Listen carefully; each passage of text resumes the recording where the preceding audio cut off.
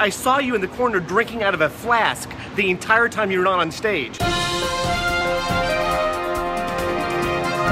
It's a really gross rainy day in New York City, and I was barely able to get out of bed to come up to see Into the Woods. I couldn't agree more. I have been looking forward to this ever since I was disappointed by the Into the Woods in the park a few seasons ago. But remembering how devastated I was as a child seeing this when it premiered in like the late 80s. Unfortunately, I'm a confessed non-Sondheim fan.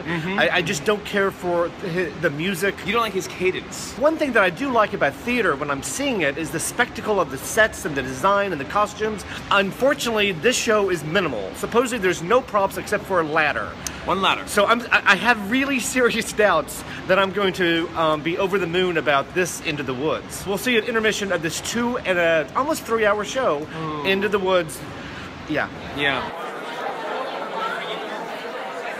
So, it's intermission, and for those of you who don't know this story, because it's a retelling, it's a mashup of a bunch of different very well-known fairy tales. It's Rapunzel, it's Little Red Riding Hood, it's Jack and the Beanstalk, it's Cinderella. All these characters interact with each other in a new way. A couple is assigned to fetch 4 items in order for them to have a child by a witch.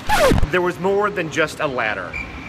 So we walk in and think there's like so much set. But I would go on the record as saying, even though I haven't seen the film, that this is better, because this is handmade magic. It's that hands-on DIY approach to musical theater, and it works superbly. So charming, and it's so engaging on a visceral and human level. I don't remember the one at Central Park being this funny. It was more sinister. That's the thing about this show, is that it's a very dark show, because it's about how childhood desires can lead you astray. When I saw the Into the Woods version in the public theater in the park, I did not want to go back for intermission. This one, I cannot wait to go back inside and see the second half. Because even though we loved this, the second act, as we know, is a totally different story. So who knows? It could be a total surprise. So far, I'm glad I left my apartment. We'll see you. I'm over the moon so far. We'll see you after the second act of Into the Woods.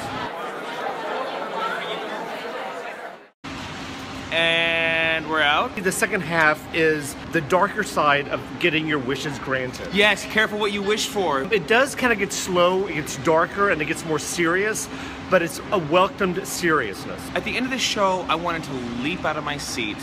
It's such a wonderful show, and this is such a wonderful production. It is a bit long. After seeing the show, I can now safely say that I understand and appreciate Sondheim, and I wish the creative and cast members of this show were to remount every other Sondheim show that I didn't like, so that I could also appreciate those shows. Things are always in motion, there's always things to look at. It's a 3-ring circus made out of rope and tin pans. I was moved, and at the very end, I was happy to see that cast members on stage were crying as much as I was. It's simple in its complexity, and it's complex in its simplicity. Green light over here. Yeah, 2 bright green lights for the new Into the Woods.